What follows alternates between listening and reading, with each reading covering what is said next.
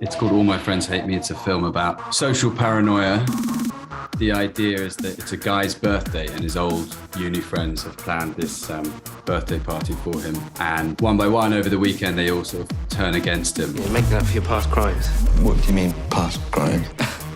This character doesn't know whether maybe he did something wrong that they're kind of punishing him for, or maybe it's this kind of joke he doesn't really get, or maybe it's all in his head. There was kind of this experience I had at a wedding where it was some old uni mates and getting married, and I hadn't seen them in a while, and I was a little bit surprised to be invited. I turned up having not had a huge amount of sleep because I went to a party before because I'm so cool, and got really paranoid that I had been invited as a joke and that the groom was going to turn around during the speeches and mock me for thinking that it was a genuine invite. I talked to Tom about it, taking a kind of friendly setting and inverting it so that it suddenly feels really hostile. What? It's sort of our sense of humour. I think we like films about really awkward situations and the comedy of that. Clipped him! I don't know why we're drawn to that, but maybe it's just this sort of masochistic idea of just giving someone the worst day of their life. You know, I'm seeing a therapist. Good. Yeah, we always hope you do that one day. What seemed like the central sort of hook was this idea of the horror kind of genre providing ridiculously high stakes for very small moments. So I guess that mirror button moment is a good example. It's a guy who just can't decide whether it's cool to do the button up the top, but the way that it's presented is this he's having a full existential meltdown, and there's kind of a malevolent forces in the air. We would talk with Andrew, and he was great at kind of, as was Ben Molden, at thinking about horror tropes to kind of, reveals and different shots that help that.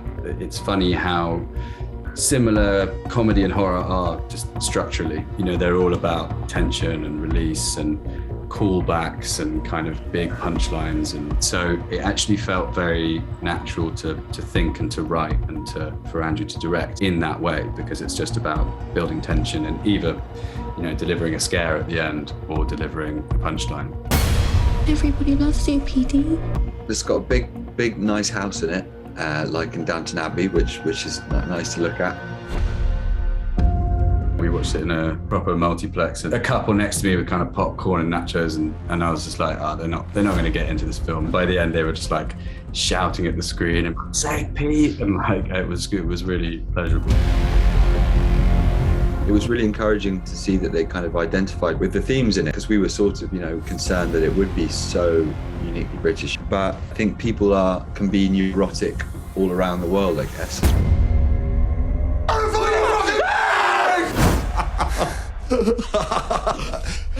Cheer up, mate, it's not loaded.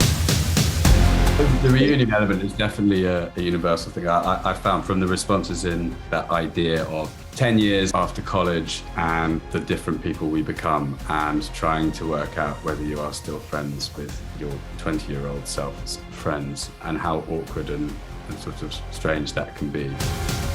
Watching it for the first time, I did worry that it did look like one big, very expensive therapy session for me. So, I guess the hope is then that people are able to enjoy that. But there's something, I suppose, that's kind of maybe writers in England are kind of repressed. English people are sort of trying to offload issues, and that's why a lot of our humour is awkward.